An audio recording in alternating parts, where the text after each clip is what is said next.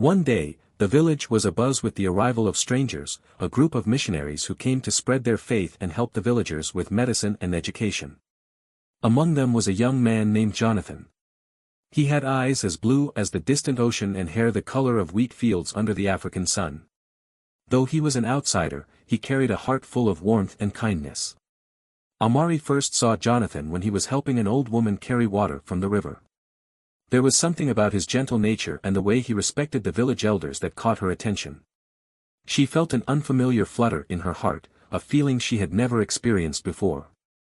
But she knew better than to act on it. After all, marrying a stranger was forbidden. Despite the strict rules, Amari and Jonathan found themselves drawn to each other. They began meeting in secret, in the shadows of the ancient baobab tree, where they shared stories of their worlds. "Your village is so beautiful, Amari," Jonathan said one evening, his voice soft and sincere. "I've never seen such vibrant life and culture." Amari smiled, her eyes sparkling. "And your world? Tell me more about the places you've seen. It sounds so different from here." Jonathan's eyes lit up as he spoke of distant lands. "There are mountains that touch the sky, cities that never sleep, and oceans that seem endless. But none of it compares to the beauty I see in you." Their bond grew stronger with each passing day, and they soon realized that they were in love. But their love was like a forbidden fruit, sweet yet dangerous. They knew the consequences of being discovered, but their hearts refused to be bound by the chains of tradition. Inevitably, their secret was uncovered. One evening, a villager saw them together and soon the entire village knew.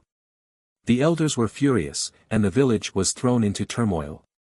Marrying a stranger was unthinkable, and Amari's actions were seen as a betrayal of their customs. Amari's father, Chief Badu, was torn between his love for his daughter and his duty to uphold the village's traditions. He called for a council meeting to decide their fate. "Amari, how could you do this?" Chief Badu's voice was filled with disappointment. "You know our traditions. This cannot be allowed." "Father, I love him," Amari pleaded, tears streaming down her face. "Jonathan is kind and good. Can't you see that our love is true?" The council's decision was swift and harsh. Amari and Jonathan were to be separated, and Jonathan was to be expelled from the village. Desperate to be with the man she loved, Amari decided to take a bold step. She went to the sacred grove, where the spirits of the ancestors resided. Under the full moon, she pleaded with the spirits for their guidance and blessings. "Great ancestors, hear my plea," Amari whispered into the night.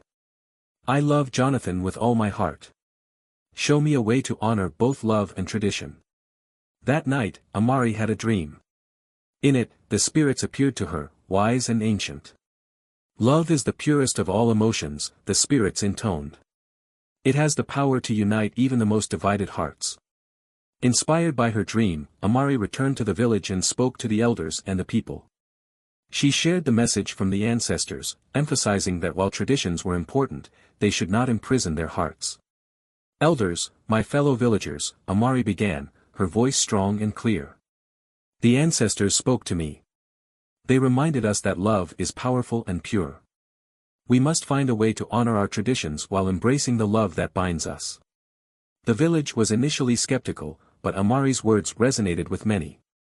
They saw the truth in her message and the sincerity in her eyes.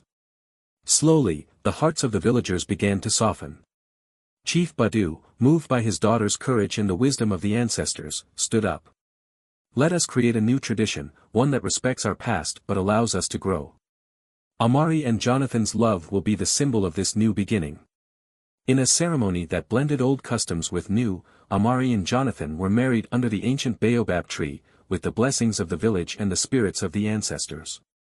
Their union marked the beginning of a new era for Wakanda Village, one where love and tradition could coexist harmoniously. As the villagers celebrated their love, Amari looked into Jonathan's eyes and whispered, "We did it, my love. We are finally together."